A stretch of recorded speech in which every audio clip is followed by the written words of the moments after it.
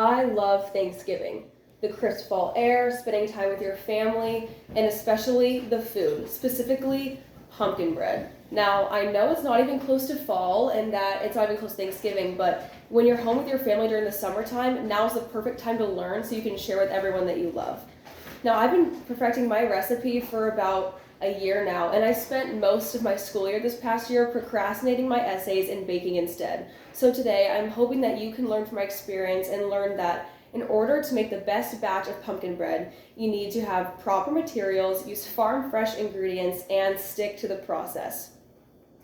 So first, let's get into it and talk about what you'll need. So first, in a small to medium-sized mixing bowl, you're going to mix in your dry ingredients except for sugar. So that includes a tablespoon of baking soda, half a teaspoon of baking powder, half a teaspoon of salt, and then you're also going to add in 2 cups of sifted flour that I sifted earlier. And it's important that the cups of flour are sifted together because according to an article on the Food Network from 2014 on how to make the best pumpkin bread, it says that compacted flour that you scoop straight from a bag makes for dry baked goods. So it's important to sift that flour in.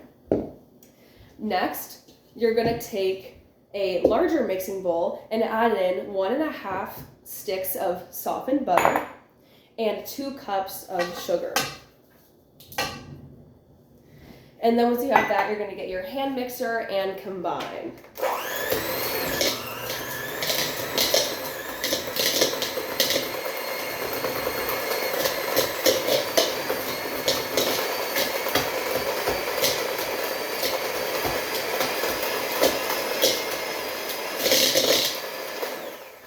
And once that's mixed together, it should look a little bit like this, kind of yellowy.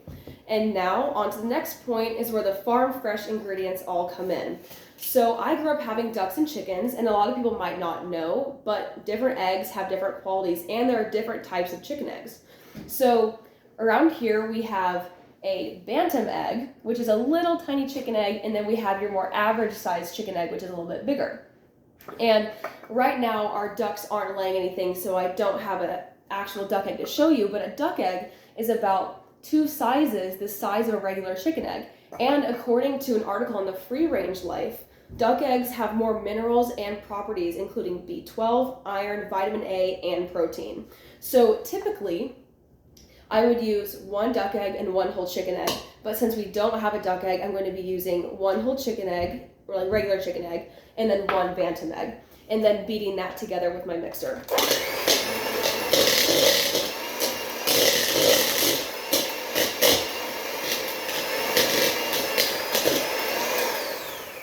And once that's beat together, it should look a little bit like scrambled eggs, but it won't taste like that a little bit.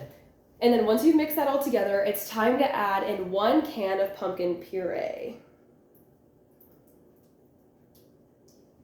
Mixing that in with a hand mixer or my spatula.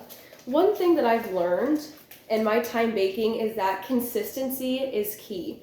A lot of the times when I was younger, I used to think that sticking to the recipe and having to follow that was boring and confining. But now that I'm older, I've learned that sticking to the recipe makes for a more stress-free baking experience, and you know that you're making a food every single time that everyone's going to enjoy every single time. All right, once you mix that together, it looks a little bit unappetizing, like that, a little yellow, a little orange. But once you have that, you're going to mix in your dry ingredients.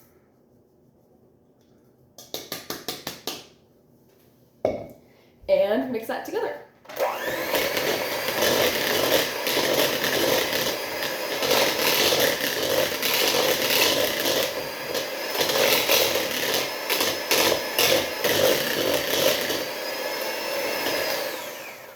All right, once you've mixed your batter together, it should look a little bit runny like that, and on the more orange or yellowy side. Now, if you want, you can add chocolate chips, or if you don't want to do that, you don't have to either. Sometimes I do. All right, now I've already preheated my oven, but then at this point, you would spray an oven-safe cooking pan for bread with non-stick cooking spray, put it in the oven for 1 hour and 15 minutes, and you're good to go. Now let's talk about what we've learned. Now a little bit earlier, I made another loaf of pumpkin bread, and when it came out, it looked like this. It should be fluffy and risen pretty much to the top. Now, during this talk, we've learned that in order to make the best batch of pumpkin bread, it's important to have the proper materials, use farm fresh ingredients, and stick to the process. Remember, consistency is key. And it's okay to learn tips and tricks from other people in order to make your recipe yours. Now to wrap it up, let's do a taste test. Here it is all cut up. Yeah, that's good. That's definitely good. All right, have a fun time baking.